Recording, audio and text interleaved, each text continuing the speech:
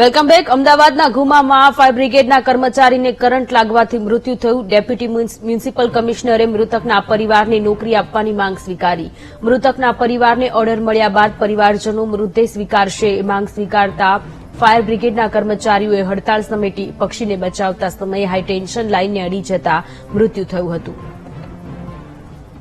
અપૂર્વ સંવાદદાતા લાઈવ આપણી સાથે જોડાયેલા છે. અપૂર્વ, અમદાવાદના ઘુમામાં ફાયર બ્રિગેડના કર્મચારીને કરંટ લાગવાથી મૃત્યુ થયું હતું અને ત્યારબાદ ફાયર બ્રિગેડના કર્મચારીઓ હડતાળ પર ઉતર્યા હતા.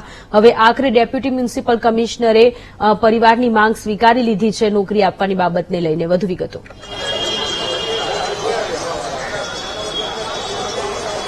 જી, ગઈકાલે બોપલ ગુમા રોડ પર આવેલ રેસીડેન્સી પાસે પક્ષી બચાવવા માટેનો ફાયર બ્રિગેડને કોલ મળ્યો હતો. અનિલ પરમાર નામનો ફાયર બ્રિગેડનો કર્મચારી તે પક્ષીને બચાવવા જતા હાઈ ટેન્શન લાઇનને અડી જતા તેને કરંટ લાગતા તેનું ઘટના સ્થળે જ મોત નીપજ્યું હતું.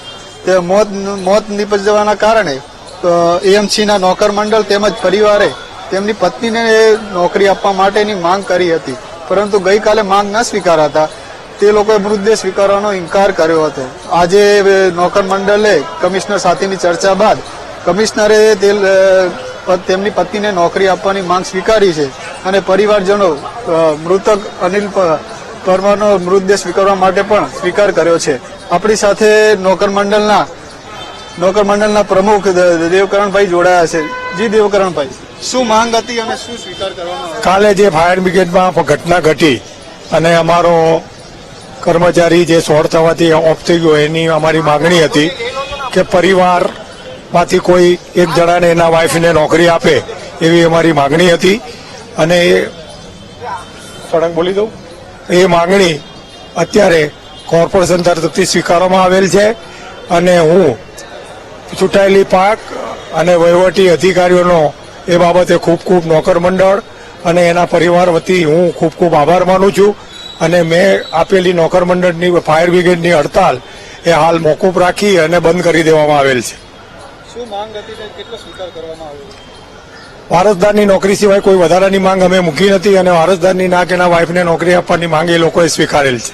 ક્યાં સુધી નોકરી આપવાની માંગ?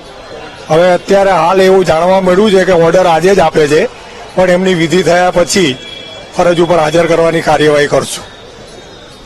જી, ચોક્કસથી આ હતા નોકર મંડળના પ્રમુખ. તેમને ડેપ્યુટી કમિશનર સાથે ચર્ચા કરી અને ડેપ્યુટી કમિશનરે મૃતકના પત્નીને નોકરી આપવાની માંગ સ્વીકારી છે, તેમજ મૃતદેહ સ્વીકારવાનો પણ પરિવારજનોએ સ્વીકાર કર્યો છે.